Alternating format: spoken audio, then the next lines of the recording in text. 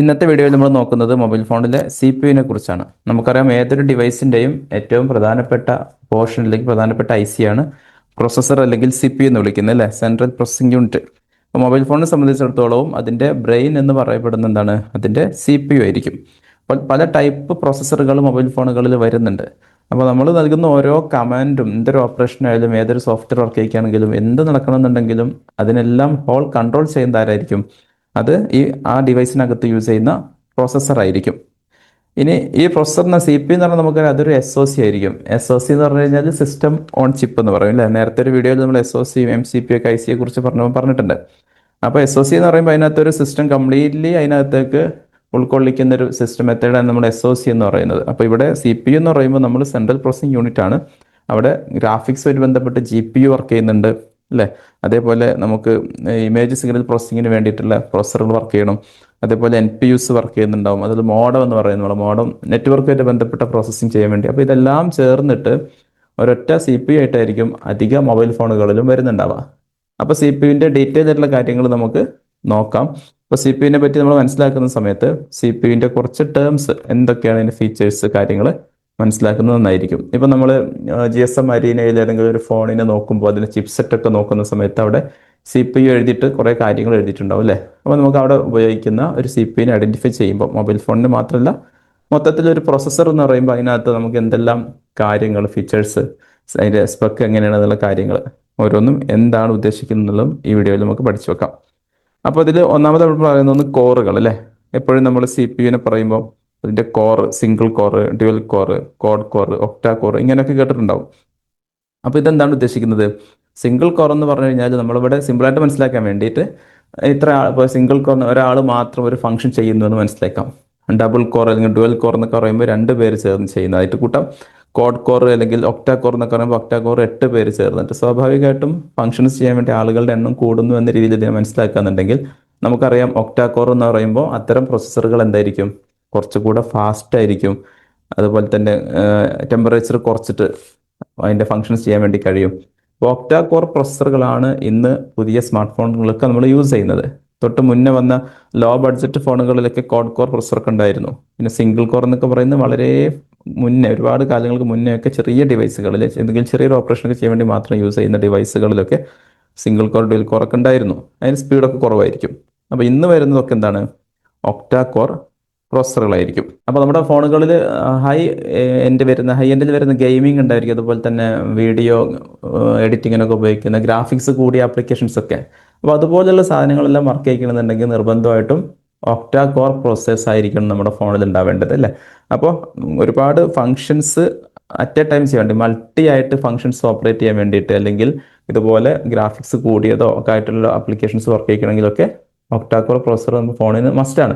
അതുകൊണ്ടാണ് പുതിയ സ്മാർട്ട് ഫോണിലൊക്കെ നമ്മൾ ഒക്ടാ കോർ തന്നെയാണ് കാണുന്നുണ്ടാവുക, യൂസ് ചെയ്യുന്നുണ്ടാവുക. ഓക്കെ, ഇനി നമുക്കറിയേണ്ട ഒരു കാര്യമാണ് പ്രധാനപ്പെട്ട ഈ കോറുകൾ. ഇപ്പോൾ ഒക്ടാ കോർ എന്ന് പറയുമ്പോൾ 8 കോറുകൾ ഉണ്ടായിരിക്കും അല്ലേ. അപ്പോൾ ഈ 8 കോറും CPU എപ്പോഴും ഒരുപോലെ വർക്ക് ചെയ്യല്ല ചെയ്യുന്നത്. നമ്മൾ ഇതിൻ്റെ ബാറ്ററി ബാക്കപ്പുമായി ബന്ധപ്പെട്ട് ഈ കോറുകൾ നമ്മൾ 2ആയിട്ട് കാറ്റഗറൈസ് ചെയ്യുന്നുണ്ട്. ഇപ്പോൾ ലോ പവർ ആപ്ലിക്കേഷൻസ്, ഇപ്പോൾ എക്സാമ്പിൾ ആയിട്ട് നമ്മൾ ജസ്റ്റ് വാട്സപ്പ് യൂസ് ചെയ്യാണ്. അപ്പോൾ അതിന് വേണ്ടി ഇതിൽ പവർ കുറഞ്ഞ കോറുകൾ മാത്രമേ വർക്ക് ചെയ്യുള്ളൂ. അതുകൊണ്ട് ഗുണം എന്താണ്, നമുക്ക് CPU ഇങ്ങനെ ചെറിയ കോറുകൾ മാത്രം വർക്ക് ചെയ്യുന്നതുകൊണ്ട് ബാറ്ററി ബാക്കപ്പ് നമുക്ക് കൂടുതൽ കിട്ടാൻ വേണ്ടി അതൊരു കാരണമാണ്. അതുപോലെ ഇനി നേരത്തെ പറഞ്ഞ പോലെ വീഡിയോ ഗെയിംസ്, അതുപോലെ നമ്മുടെ ഗ്രാഫിക്സ് കൂടിയ ആപ്ലിക്കേഷൻസ് ഒക്കെ ഓപ്പറേറ്റ് ചെയ്യുന്ന സമയത്ത് CPU നമ്മൾ പവർ കൂടിയ കോറുകൾ ആക്റ്റീവ് ആവും. അങ്ങനെ വരുമ്പോൾ എന്താവും, കുറച്ചുകൂടെ പവർ കൂടുതൽ എടുക്കുന്നുണ്ടാവും. അപ്പോൾ ഇങ്ങനെ 2 രീതിയിൽ ചെയ്യുന്നതുകൊണ്ട് എന്ത് ചെയ്യാൻ പറ്റും, നമുക്ക് ബാക്കപ്പ് കൂട്ടാൻ വേണ്ടി പറ്റുന്നുണ്ട്. അപ്പോൾ കോറുകളെല്ലാം ഒരുമിച്ച് വർക്ക് ചെയ്യുന്നില്ല. നമ്മൾ ഉപയോഗിക്കുന്ന ഓപ്പറേഷൻ്റെ പവർ അനുസരിച്ച് മാത്രമായിരിക്കും ഏതെല്ലാം കോറുകൾ ഓൺ ആവണം, ആക്റ്റീവ് ആവണം എന്ന് തീരുമാനിക്കുന്നത്. ഇനി അടുത്തായിട്ട് നമ്മൾ നോക്കാനുള്ളത് ഇതിൻ്റെ ക്ലോക്ക് സ്പീഡാണ്. നമ്മൾ GSM അരീനയിലും മറ്റൊക്കെ നോക്കുന്ന സമയത്ത് CPU ഇന്ന സ്പീഡാണെന്ന് പറയും അല്ലേ. അപ്പോൾ അടുത്ത നമ്മൾ ഈ ക്ലോക്ക് സ്പീഡ് എന്താണെന്ന് മനസ്സിലാക്കാം. ക്ലോക്ക് സ്പീഡ് എന്ന് പറഞ്ഞു കഴിഞ്ഞാൽ ഒരു സെക്കൻഡിൽ എത്ര സ്പീഡിലാണ് ഒരു CPU കാൽക്കുലേഷൻസ് ചെയ്യുന്നത്, അല്ലെങ്കിൽ എത്ര സൈക്കിൾസ് ആണ് ചെയ്യുന്നത് ഒരു സെക്കൻഡിൽ എന്നതിൻ്റെ അളവാണ് നമ്മൾ സാധാരണ ക്ലോക്ക് സ്പീഡോട് ഉദ്ദേശിക്കുന്നത്. അപ്പോൾ ക്ലോക്ക് സ്പീഡ് കൂടുകയെന്ന് പറഞ്ഞു കഴിഞ്ഞാൽ CPU പ്രോസസ്സിംഗ് സ്പീഡൊക്കെ കൂടുതലായിരിക്കും. എപ്പോഴും ഇത് ഹെഡ്സിലാണ് പറയുക അല്ലേ, സൈക്കിൾസ് ആണ്. അപ്പോൾ നമ്മൾ ഫ്രീക്വൻസി ഹെഡ്സിലാണ് പറയുക. അപ്പം ഇന്ന് വരുന്ന സ്മാർട്ട് ഫോണുകളിലൊക്കെ സാധാരണ ഇത് ജിഗാ ഹെഡ്സ് റേഞ്ചിലാണ് വരുന്നത്, 10⁹ വരുന്നത്. ഓക്കെ. അപ്പോൾ നോർമലി ഇപ്പോൾ ഫോർ എക്സാമ്പിൾ 1 GHz പ്രോസസ്സർ, അതുപോലെ 2 GHz പ്രോസസ്സർ, 2 GHz ആയിരിക്കും എന്ത് വളരെയധികം ഫാസ്റ്റായിട്ട് പ്രോസസ്സ് ചെയ്യുന്നത് അല്ലേ. അപ്പം GHz കൂടുന്നതിനനുസരിച്ച് ഫോണിൻ്റെ പെർഫോമൻസ്, സ്പീഡ് കാര്യങ്ങളൊക്കെ കൂടും. അപ്പോൾ 1 GHz എന്ന് പറഞ്ഞു കഴിഞ്ഞാൽ ശരിക്കും എന്താണ് ഇതിന് അർത്ഥമാക്കുന്നത്? 100 കോടി ടൈംസ് എന്ത് ചെയ്യാം നമുക്ക് സി പി യുവിന് അത് ഇൻസ്ട്രക്ഷൻസ് പാസ് ചെയ്തുകൊണ്ടിരിക്കുന്നത് സെക്കൻഡിൽ എന്നാണ് അതിൻ്റെ അർത്ഥം. ഇപ്പോൾ ഒരു സെക്കൻഡിൽ എന്ത് ചെയ്യാം, ഒരു സെക്കൻഡ് 100 കോടി തവണ ഇൻസ്ട്രക്ഷൻസ് സി പി യുയിലേക്ക് പാസ് ചെയ്യാനുള്ള കപ്പാസിറ്റി ഉണ്ട് എന്നാണ് നമ്മൾ 1 GHz പ്രോസസ്സർ കൊണ്ട് ഉദ്ദേശിക്കുന്നത്. അപ്പോൾ അത്രയും ഫാസ്റ്റ് ആയിരിക്കും. അപ്പോൾ സാധാരണ മൊബൈൽ ഫോണിൽ വരുന്നത് പ്രോസസ്സറുകൾ 2-3 GHz എന്ത് ചെയ്യുന്നുണ്ടാവും, പ്രോസസ്സറുകൾ വരുന്നുണ്ട്. നമ്മൾ അതിൻ്റെ നിങ്ങൾ ഓരോ ഫോണിൻ്റെ എന്ത് ചെയ്യുക, സി പി യു നോക്കിയിട്ട് അല്ലെങ്കിൽ ഓരോ ഫോണിൽ ഉപയോഗിച്ച സി പി യുടെ പ്രോസസ്സർ സ്പീഡ് ഇങ്ങനെ ഗൂഗിളിൽ ചെയ്ത് കഴിഞ്ഞാൽ കാണാൻ വേണ്ടി പറ്റും. അപ്പോൾ പ്രോസസ്സർ സ്പീഡ് കൂടി കഴിഞ്ഞുള്ള ഗുണം എന്താണ്?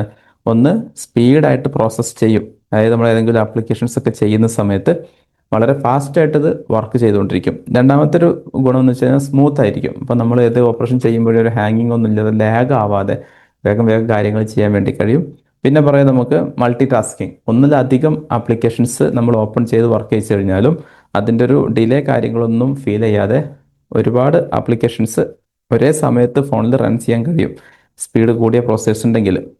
ഇനി നമുക്കറിയേണ്ടത് ക്ലോക്ക് സ്പീഡ് ഓവറായി കൂടി കഴിഞ്ഞാലോ, അല്ലേ? ഓവറായി കൂടി കഴിഞ്ഞാൽ ഭയങ്കര പെർഫോമൻസ് ആയിരിക്കുമെന്ന് അങ്ങനെയല്ല മനസ്സിലാക്കേണ്ടത്. ഓവർ ആയിട്ട് വരുമ്പോഴുള്ള പ്രശ്നങ്ങളുണ്ട്. അതായത് ഹീറ്റ് പ്രൊഡ്യൂസ് ചെയ്യാനുള്ള സാധ്യത ഉണ്ട്, അതുപോലെ ബാറ്ററി കൺസംഷൻ കൂടും, ബാക്കപ്പ് കുറയാനൊക്കെ ചാൻസ് ഉണ്ട്. അപ്പോൾ അതിനെല്ലാം കൂടെ പറ്റുന്ന ഒരു രീതിയിലായിരിക്കും സാധാരണ ഒരു കമ്പനി ഒരു ബോർഡിൽ ഡിസൈൻ ചെയ്ത് വരുമ്പം യൂസ് ചെയ്യുന്നത്. എത്ര രീതിയിലുള്ള പ്രോസസ്സറാണ് ഇത് ഉപയോഗിച്ചിരുന്നത്, റാം ഏതാണ്, അങ്ങനെയുള്ള കാര്യങ്ങളൊക്കെ, ഫാബ്രിക്കേഷൻ ടൈപ്പ് ഏതാണ്, ഇതൊക്കെ നോക്കിയിട്ടായിരിക്കും അതിൻ്റെ സ്പീഡൊക്കെ വെക്കുന്നത്. എന്നാലും നമുക്കറിയാം ഇന്നത്തെ സ്മാർട്ട് ഫോണിൽ ഒക്ടാ കോർ പ്രോസസ്സറാണ് വരുന്നത്, ഒന്നിലധികം കോറുകളുണ്ട്. അതുകൊണ്ട് തന്നെ അവിടെ എന്തുണ്ടാവും, ചില കോറുകൾ സ്പീഡ് കൂട്ടിയും വർക്ക് ചെയ്യും, ചിലത് സ്പീഡ് കുറഞ്ഞു. ആ രീതിയിലാണ് ഒക്ടാ കോർ പ്രോസസ്സർ വരുന്ന ഫോണുകളിലൊക്കെ കോർ അറേഞ്ച് ചെയ്തിരിക്കുന്നത്. അപ്പം അങ്ങനെയുള്ള വർക്കുകൾ ചെയ്യാൻ വേണ്ടി സ്പീഡ് കൂടിയ കോറുകൾ വർക്കാവും, അല്ലാന്നുണ്ടെങ്കിൽ സ്പീഡ് കുറഞ്ഞ രീതിയിലും എന്ത് ചെയ്യും, കോറുകൾ വർക്കാവും. ഇങ്ങനെയാണ് നമ്മുടെ ഫോണിനകത്ത് നിന്ന് കോറുകളെ കുറിച്ച്, അതിൻ്റെ ക്ലോക്ക് സ്പീഡിനെ കുറിച്ച് നമ്മൾ മനസ്സിലാക്കേണ്ടത്. ഇനി അടുത്ത് നമ്മൾ നോക്കുന്നത്, ഇപ്പോൾ നമുക്കറിയാം നമ്മുടെ സ്മാർട്ട് ഫോൺ അതിനകത്ത് ഉപയോഗിച്ചിരിക്കുന്ന സി പി യുവിൻ്റെ സ്പീഡ് എത്രത്തോളം ഉണ്ടോ, GHz എത്ര വലുതാണോ അത്രയും നല്ലതാണെന്ന് നമുക്ക് മനസ്സിലായി. നല്ല GHz ഉള്ള ഫോൺ ആയതുകൊണ്ട് മാത്രം കാര്യമില്ല, അതിനകത്ത് എന്ത് വേണം, വേറെയും ചില കാര്യങ്ങളുണ്ട്. നമ്മൾ പറയുന്നത് ഫാബ്രിക്കേഷൻ ടൈപ്പ് ഏതാണെന്നുള്ളൂ, അങ്ങനെ ചില കാര്യങ്ങളെല്ലാം കൂടെ കൂടുമ്പോഴാണ് ഫോൺ എത്രത്തോളം സ്മാർട്ടാണ് എന്നുള്ള കാര്യം തീരുമാനിക്കുന്നത്. അപ്പോൾ അടുത്ത് നമ്മൾ എന്താണ് fabrication of C P U എന്നുള്ളത് നമുക്ക് നോക്കാം. സി പി യു ഫാബ്രിക്കേഷൻ എന്നുള്ളത് ശരിക്കും വലിയൊരു ടോപ്പിക്കാണ്. നമ്മൾ അതിൻ്റെ എല്ലാ ഫാബ്രിക്കേഷൻ മെത്തേഡ്സും അല്ല പറയുന്നത്, ജസ്റ്റ് നമ്മൾ ഏതെങ്കിലും ഒരു ഫോൺ പ്രോസസ്സർ ചൂസ് ചെയ്യുന്ന സമയത്തൊക്കെ അതിൽ പ്രത്യേകം രേഖപ്പെടുത്തുന്ന ഒന്നാണ് നാനോമീറ്റർ എന്നുള്ളത്. അപ്പോൾ നാനോമീറ്റർ ടെക്നോളജി എങ്ങനെയാണ് ഇതിനകത്ത് യൂസ് ചെയ്യുന്നത്, എന്താണ് അതെന്ന് മനസ്സിലാക്കാൻ വേണ്ടി മാത്രമാണ് ഈ ഒരു ഏരിയ പറയുന്നത്. അപ്പോൾ നമുക്കറിയാം നമ്മൾ സാധാരണ നാനോമീറ്റർ ആയിട്ട് പ്രോസസ്സർ പറയുമ്പോൾ അതിന് കൂടുതൽ 7nm അല്ലെങ്കിൽ 6nm ഇങ്ങനെയൊക്കെ എഴുതി കാണിക്കാറുണ്ട്.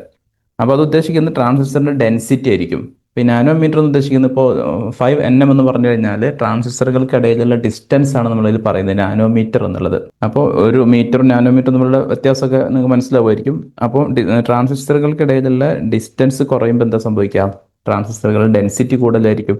ഇപ്പോൾ ഒരു പ്രോസസ്സർ 5nm വേറൊന്ന് 4nm എന്ന് വിചാരിക്കും. 4nm പ്രോസസ്സർ എന്ന് പറഞ്ഞു കഴിഞ്ഞാൽ അതിനകത്ത് ഒരുപാട് ട്രാൻസിസ്റ്റേഴ്സ് ഉൾക്കൊള്ളുന്നുണ്ട്. ഇപ്പോൾ ട്രാൻസിസ്റ്റേഴ്സിൻ്റെ എണ്ണം കൂടുമ്പോൾ എന്ത് സംഭവിക്കുക, പ്രോസസ്സറിൻ്റെ വേഗത കൂടുതലായിരിക്കും, അതേപോലെ പവർ കൺസ്യൂം ചെയ്യുന്നത് കുറവായിരിക്കും, ഇങ്ങനെ കുറേ ഗുണങ്ങളുണ്ടായിരിക്കും. അപ്പോൾ പുതുതായിട്ട് വരുന്ന പവർഫുൾ ആയിട്ടുള്ള പ്രോസസ്സേഴ്സിനൊക്കെ ഇപ്പോൾ 3nm ഇത് വരുന്നത്, 3nm. ഓക്കെ, അപ്പോൾ 3nm പ്രോസസ്സറൊക്കെ എന്നുണ്ടെങ്കിൽ നമുക്ക് ഉറപ്പിക്കാം അത് വളരെ ഫാസ്റ്റായിട്ട് പെർഫോം ചെയ്യുന്ന പ്രോസസ്സറാണെന്ന് മനസ്സിലാക്കാം.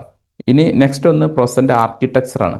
പൊതുവെ നമ്മൾ കേൾക്കുന്നതായിരിക്കും ARM എന്നുള്ളത്, അല്ലേ? മൊബൈൽ ഫോണിൻ്റെ പ്രോസസ്സറിനെ പറ്റി പറയുമ്പോൾ ഏറ്റവും പ്രധാനപ്പെട്ട ഒന്ന് തന്നെയാണ് എന്ത്, ARM അല്ലെങ്കിൽ അഡ്വാൻസ്ഡ് റിസ്ക് മെഷീൻ എന്നൊക്കെ പറയും. ഇപ്പോൾ നമ്മൾ നോർമലി ഉപയോഗിക്കുന്ന സ്നാപ്ഡ്രാഗൺ അല്ലെങ്കിൽ MediaTek, ആപ്പിളിൻ്റെ പ്രോസസ്സേഴ്സ്, അതുപോലെ എക്സിനോസ്, സാംസങ്ങിൽ വരുന്ന എക്സിനോസ് പ്രോസസ്സേഴ്സ്, ഈ സാധനങ്ങളൊക്കെ നമ്മൾ വരുന്നതാണ് ARM ആർക്കിടെക്ചർ ആയിരിക്കും വരുന്നത്. ഈ ആർക്കിടെക്ചറോട് ഉദ്ദേശിക്കുന്നത് സാധാരണ നമ്മൾ കമ്പ്യൂട്ടറിലൊക്കെ വരുന്ന AMD അല്ലെങ്കിൽ ഇന്റലൊക്കെ പോലുള്ള സംഭവങ്ങൾ പ്രോസസ്സേഴ്സ് എന്താണ്, ഹൈ പവർ എടുക്കുന്ന പ്രോസസ്സേഴ്സ് ആണ്. മൊബൈൽ ഫോണിൽ വരുമ്പോൾ നമുക്കറിയാം ഒരു പോർട്ടബിൾ ഡിവൈസ് ആണ്, അതിനകത്ത് നമ്മൾ ബാറ്ററി ഇട്ടിട്ടാണ് യൂസ് ചെയ്യുന്നത്. അപ്പോൾ അതിനകത്ത് എന്തായാലും ഉപയോഗിക്കുന്ന പ്രോസസ്സർ എന്തായിരിക്കണം, പവർ കുറച്ച് യൂസ് ചെയ്യുന്ന പ്രോസസ്സർ ആയിരിക്കണം. അപ്പോൾ ARM ടെക്നോളജിയുടെ അല്ലെങ്കിൽ ARM ആർക്കിടെക്ചറിൻ്റെ ഏറ്റവും വലിയൊരു പ്രത്യേകത എന്ന് പറയുന്നത് അതിന് കുറച്ച് പവർ മതി. അതുകൊണ്ടാണ് ഫോണിനകത്ത് നമുക്ക് കൂടുതൽ സമയം ബാക്കപ്പ് കിട്ടുന്നത്. പിന്നെ നേരത്തെ നമ്മൾ പറഞ്ഞ നാനോമീറ്റർ എന്നുള്ള ടെക്നോളജി നിലവിൽ ഇപ്പോൾ വരുന്ന ഫോണുകളിലൊക്കെ 4nm അല്ലെങ്കിൽ 3nm ആ ഒരു ലെവലിലുള്ള പ്രോസസ്സേഴ്സാണ് ഇപ്പോൾ യൂസ് ചെയ്യുന്നത്. അപ്പോൾ അതിൻ്റെ പ്രത്യേകത ഞാൻ പറഞ്ഞു, വേഗത കൂടുതലായിരിക്കും, പവർ കുറച്ച് മതി, അതുപോലെ ടെമ്പറേച്ചർ ആവുന്ന വിഷയങ്ങളൊന്നും, ഹീറ്റ് ആവുന്ന പ്രശ്നങ്ങളൊന്നും അതിനകത്ത് ഉണ്ടാവാറില്ല. പിന്നെ ഈ ARM ആർക്കിടെക്ചറിൻ്റെ പ്രത്യേകത നേരത്തെ നമ്മൾ പറഞ്ഞു, എന്താണ്, 2 കോറിനെ കംപ്ലീറ്റ് ആയിട്ട് രണ്ടായിട്ട് മാറ്റുന്നുണ്ട്. അതായത് പവർ കുറഞ്ഞ കോറുകളായിട്ടും പവർ കൂടിയ കോറുകളായിട്ടും. ലോ പവർ ഫങ്ഷൻസ് ചെയ്യാൻ വേണ്ടിയിട്ട് പ്രത്യേക കോറുകൾ മാറ്റി വെച്ചിട്ടുണ്ട്. അതുപോലെ തന്നെ ഹൈ പവറിൽ വരുമ്പോൾ വർക്ക് ചെയ്യാൻ വേണ്ടി പ്രത്യേക കോറുകൾ. ഇതൊക്കെ ARM ആർക്കിടെക്ചറിൻ്റെ പ്രത്യേകതയാണ്. ഇത് മൊബൈലിൽ ARM ഉപയോഗിക്കുന്ന ഒരു കാര്യം നമുക്ക് മനസ്സിലായി, ഇങ്ങനെയൊക്കെ ചെയ്തെങ്കിലേ ബാക്കപ്പ് വർദ്ധിപ്പിക്കാൻ വേണ്ടി പറ്റുള്ളൂ. അപ്പോൾ ഇങ്ങനെ കുറച്ച് പ്രത്യേകതകളാണ് നമ്മൾ ARM ടെക്നോളജീസ് അല്ലെങ്കിൽ ARM ആർക്കിടെക്ചറിനുള്ളത്. ഈ ഒരു വീഡിയോയിൽ ഞാൻ മാക്സിമം പറഞ്ഞിട്ടുള്ളത് ഒരു പ്രൊസസ്സറിനെ കുറിച്ച്, അതിൻ്റെ വ്യത്യസ്തമായ ടേംസ്, എന്തെല്ലാം കണ്ടീഷൻസ്, കാര്യങ്ങൾ ശ്രദ്ധിക്കണം, അങ്ങനെ തുടങ്ങിയുള്ള കാര്യങ്ങളെ കുറിച്ചാണ് പറഞ്ഞത്. ആ മുഴുവൻ കാര്യങ്ങളും മനസ്സിലാക്കുക. നമ്മൾ റിപ്പയറിംഗ് ചെയ്യാൻ വേണ്ടിയിരിക്കുന്ന ടെക്നീഷ്യന്മാരായാൽ പോലും അതിനെക്കുറിച്ചുള്ള ബേസിക് കാര്യങ്ങൾ അറിഞ്ഞ് ചെയ്യുക എന്നുള്ളത് ഏറ്റവും നല്ലതാണ്. അപ്പോൾ CPU കുറിച്ചുള്ള രണ്ടാമതൊരു വീഡിയോ വരുന്നുണ്ട്. ആ വീഡിയോയിൽ നമുക്ക് CPU, മൊബൈൽ ഫോണിൽ ഉപയോഗിക്കുന്ന CPU ഏതൊക്കെയാണ്, മൊബൈൽ ഫോണിൽ CPU ഫംഗ്ഷൻസ് എന്താണ്, അങ്ങനെ തുടങ്ങി റിപ്പയറിംഗ് ലെവലിലേക്കുള്ള ഒരു പാർട്ട് 2 CPU ആയിട്ട് നെക്സ്റ്റ് ഡേയിൽ വരുന്നുണ്ട്. അത് വേറെ വരും. അപ്പോൾ ഈ വീഡിയോ കാണുക. എന്തെങ്കിലും സംശയങ്ങൾ ഉണ്ടെങ്കിൽ കമൻറ്റ് ബോക്സിൽ ചോദിക്കാവുന്നതാണ്.